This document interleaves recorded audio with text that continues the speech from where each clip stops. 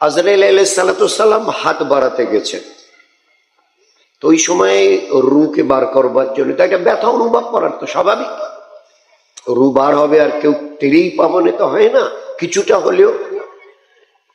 ওই অবস্থায় বলছে আজরাইল অল্প একটু, অল্প, হ্যাঁ বলুন বলুন, কারণ ওই সময় অনেকগুলো কথা ছিল খুব কিমতি দামি। কি বলে, আজ থেকে নিয়ে পৃথিবীর শেষ দিন পর্যন্ত, from today till the day of কিয়ামা,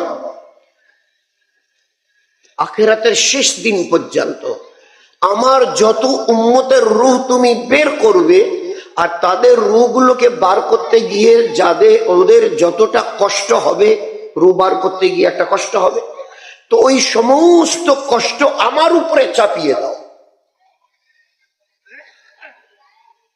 উই কান্ট ইমাজিন, ভাবতে পারবো না কি বোঝাতে চাইছিলেন।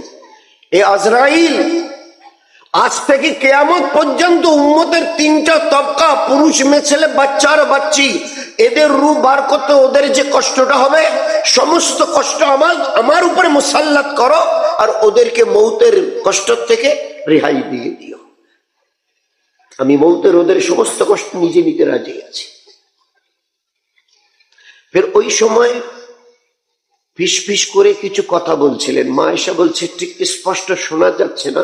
আমি আমার খানটাকে হুজুর সাল্লামের, কারণ মা আয়েশার কোলে হুজুর সাল্লামের মাথা ছিল, কিছু মুখটা নড়ছে, বুঝতে পারছেন, তো কথাগুলি স্পষ্ট শোনা যাচ্ছে না বলে আমি আমার কানটাকে হুজুর সাল্লামের মুখ মোবারকের কাছে নিয়ে গেলাম।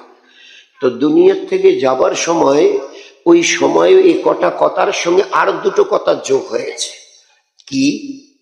সালাত। সালাত মানে ভাই, সালাত মানে কি বল? আরে তো আমরা সবাই নিজেরাই, সালাত মানে কি ভাই? নামাজ আর গোলাম।